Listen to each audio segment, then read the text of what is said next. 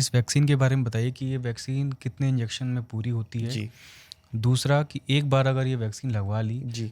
तो क्या आजीवन कभी ना लगवाई जाए इस वैक्सीन को? जी। क्या इसके चरण है और प्रोसेस क्या है? बताता हूँ।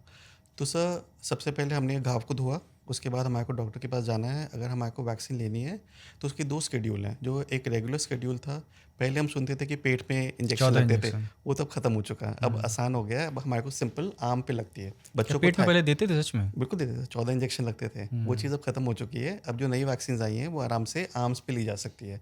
बड़े लोगों में आर्म में दी जाती है और बच्चों के थाइस पे लगाई जाती है।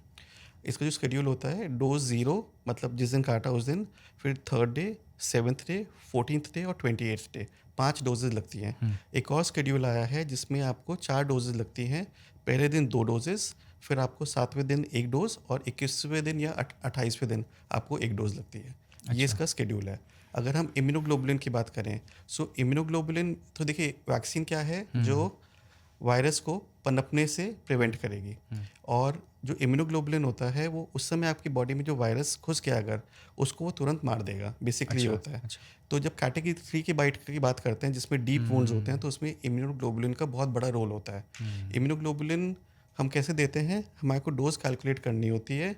2 तरह के आते हैं, एक आता है ह्यूमन इम्यूनोग्लोबुलिन, एक होता है इक्वाइन। जो ह्यूमन होता है वो 20 यूनिट पर केजी दिया जाता है, और जो इक्वाइन होता है वो 40 यूनिट पर केजी दिया जाता है। और कितनी दफ़ा लगवानी चाहिए एक साल एक उम्र में मतलब? सर जो रेबीज़ वैक्सीन का जो प्रोटेक्शन रहता है, प्रिवेंटिव वैक्सीन। प्रिवेंटिव वैक्सीन, वो करीबन 3 साल तक रहता है। 3 साल के बाद उसकी एक्शन कम हो जाता है, तो उसके बाद अगर आपको दोबारा से बाइट होती है तो आपको फ्रेश तरीके से आपको वैक्सीन लगवानी पड़ेगी।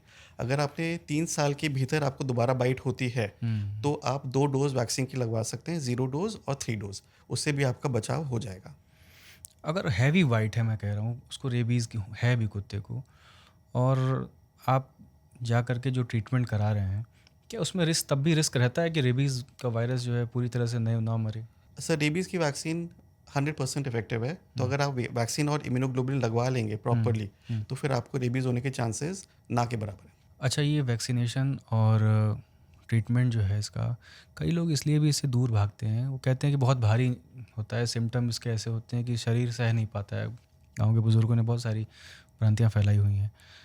क्या वैक्सीन के साइड इफ़ेक्ट होते हैं और हमें मान के चलना चाहिए कि वो साइड इफ़ेक्ट आएँगे, या ऐसे भी साइड इफ़ेक्ट हैं कि बहुत जल्दी चले जाते हैं? क्या साइड इफ़ेक्ट है जो इसकी सर भ्रांतियाँ हैं? इस वैक्सीन की कोई साइड इफेक्ट नहीं है, 0 साइड इफेक्ट है। The only side effect which we can expect is कि किसी को एनाफाइलैक्सिस रिएक्शन ना हो जाए। जैसे जो क्या है, इसको पहले समझा दें। हाँ, वही मैं बता रहा था। एनाफाइलैक्सिस मतलब होता है कि किसी भी दवा से किसी को एक सडन रिएक्शन हो जाना। वो अगर रिएक्शन होता है तो वो तुरंत होता है। वो किसी भी दवा से हो सकता है, किसी भी वैक्सीन से। किसी इंसान को दर्द की दवा से, किसी इंसान को एंटीबायोटिक से, वो किसी भी दवा से हो सकता है। बट इस चीज़ के रिकॉर्डेड केसेस बहुत ही कम है। मगर अगर हम ये चीज़ देखते हैं कि इस बीमारी से सर्टेन डेथ है, और अगर हमारे को जस्ट इन केस अगर एनाफाइलैक्सिस हो भी जाता है, तो जो कि हम आराम से मेडिकली मैनेज कर सकते हैं, तो इस वैक्सीन को हमारे को ले लेना चाहिए। ये दवा ना भारी है, it is a very very effective medicine, and it is a very necessary medicine कि आगे जाके इंसान को रेबीज़ ना हो जाए और उसकी डेथ ना हो जाए। सर मैं भी पिछले दिन देख रहा था, एक जवान को कुत्ते ने काटा जो उसको वैक्सीनेटेड था, वो वैक्सीन ली हुई थी, फिर भी उसकी डेथ हो गई। और इसकी डेथ जो सुनने में मिलती है 7-8 दिन में, जो आप बता रहे हैं, ये बहुत डरावनी है, बहुत दर्दनाक है। ऐसा क्यों है, और क्या ऐसा हो सकता है कि वैक्सीनेटेड इंसान को भी रेबीज़ हो जाए? तो सर इसमें एक ही संभावना हो सकती है कि जहाँ से उन्होंने वो वैक्सीन ली, तो उस वैक्सीन का स्टोरेज प्रॉपर नहीं था, और उस वैक्सीन का स्टोरेज ना होने की वजह से, प्रॉपरली होने की वजह से वो वैक्सीन ख़राब हो गई हो।